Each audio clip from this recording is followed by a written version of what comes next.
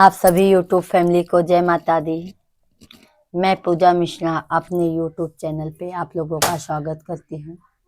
वंदन करती हूँ, अभिनंदन करती हूँ। आज मैं आप लोगों के बीच में देवी पचरा गीत लेके आई हूँ। बहुत अच्छा है, बहुत प्यारा है। आप लोगों को जैसा भी लगेगा लाइक कीजिए, सब्सक्राइब कीजिए, शेयर कीजिए, कमेंट में ज़रूर बताइए। और जय माता दी। आप सभी को जय माता दी। धोइले चारनिया मैया दिहलो नाया सिसिया हे कि काऊ लैके ना हे कि काऊ लैके ना जा भैया पानी नगरिया हो कि काऊ लैके नाम जा भैया पानी नगरिया हो कि काऊ लैके नाम धोइले चरनिया मैया दियलु नाया सिसिया हे कि काऊ लैके ना कि मैया मोरी काऊ लैके ना जा भैया पानी नगरिया हो कि काऊ लैके ना जा भैया पानी नगरिया हो कि काऊ लैके ना धनवा जे देबै बेटी लूटी पाटी जई है हो कि बिरना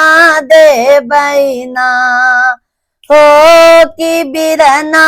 देबै ना धनवा जे देबै बेटी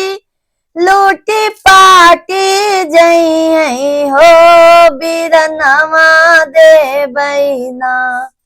माई बिरनवा देबै ना कि तोहरे डोली के सिंगरवा हो बिरनवा देबै ना तोहरे डोली के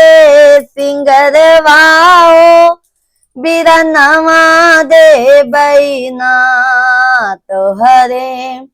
डोली के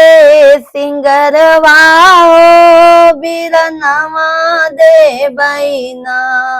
महला जे देबै बेटी टूटी फूटी जई है हो सेनुरवा देबै ना हो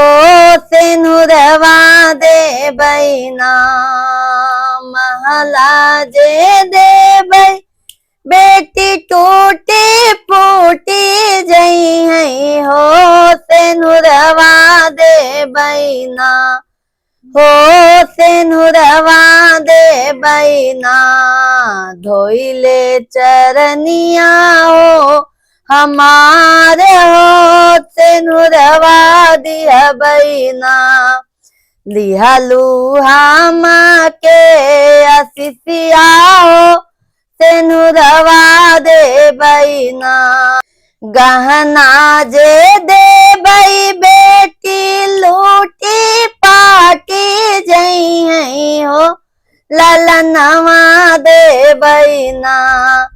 हो ललनवा देबै ना गहना जे देबै बेटी लूटी पाटी जई है हो ललनवा देबै ना हो ललनवा देबै ना कि तोहरे आचरा के सिंगरवा हो ललनवा देबै ना तोहरे आचरा के सिंगरवा हो ललनवा देबै ना कि तोहरे आचरा के सिंगरवाओ ललनवा दे बैना की तोरे कुल के दीपकवाओ ललनवा दे बैना की तोरे कुल के अजोरवाओ ललनवा दे बैना। बोलो जय माता दी।